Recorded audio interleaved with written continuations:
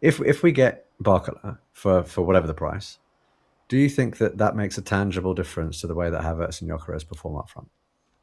Or is it just a left wing upgrade and you think we're more of a threat down that side? I think Havertz improves for having Yeah? Barcola. Yeah, Okay. I'm not. I don't know why I think that.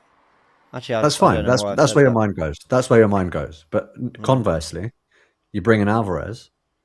Do you think Saka and Martinelli perform a bit better with him in the team? Yeah, for sure. Okay.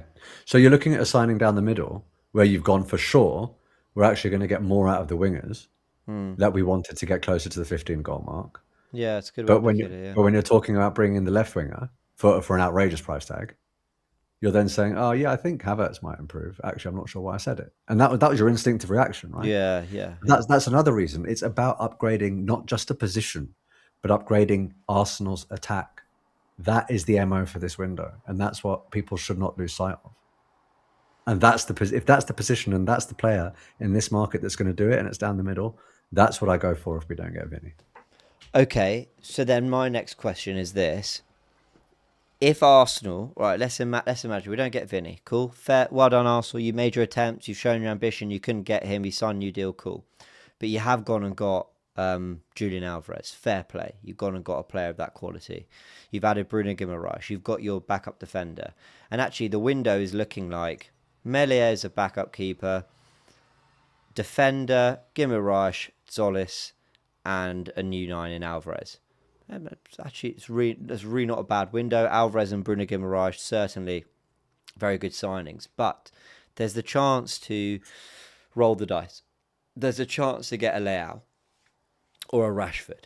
These are players that have shown at one point in their career that they are 100% the profile of player we're looking at. That they have at times shown the quality on the big stage too. But you're taking a risk. This is a deadline day. Yeah, or Rodrigo, who's just had an ACL injury. But you are really rolling the dice at the end of the window. Do you roll that dice knowing we've got everything else we've got? Or would you rather just keep Martinelli?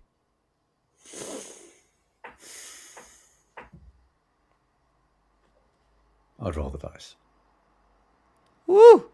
So basically, what you're saying, in the words of You said George we from have. You said we have. You said we have Alvarez in the window you just yeah, described. yeah, yeah, yeah. So I'd roll the dice. I'd roll the dice. do you know what? So in the words of George from TDK Plus, you would blow up the left hand side, is what you're saying. Just get Uh, Trossard, Martinelli gone. We're going brand new with players, two players in Solis and one of Rashford Leao that we're not sure about for very different reasons. I'd blow up the left. I'd be blowing up the left hand side. Oh, is the sound coming through all right? Yeah. By the way, my It earphones have is. just gone a bit. Okay, fine, It's fine, coming through great for me. Yeah. fine. I'd blow up the left hand side in terms of personnel, but I don't think I'd be blowing up the left hand side in terms of style of play or profile. If you see what I mean, because if I'm talking about how we had Trossard and Martinelli, you had one very techie sort of inside left forward that had some very, very big moments, spectacular finishes, had a bit of flair in Trossard. I've also just described Eze, who then assumes that role. So I don't think I've blown up the left hand side in terms of profile there. And if you're talking about a player like Leao, what does everyone describe him as? He's good at beating his man. He's a particularly direct forward. The only difference there, I think, is it's perhaps given the frustration with Martinelli in terms of the end product ratio, not the capability to have end product. He scored some very important goals for us. In someone like Leao, even in someone like Nico Williams, you're just talking about a similar profile of player, but it is something different when we have persisted with a particular player for a number of years and it hasn't quite hit the heights. And don't forget, I haven't in this scenario we haven't altered the left backs that are playing behind them. So I'm not blowing up the left hand side. I'm retaining the defensive capability, and I'm also adopting similar profiles on the left. Personnel change. The style doesn't necessarily change at all. It's just about the efficiency with which we attack in that position. So my hot take on this is I actually wouldn't do it.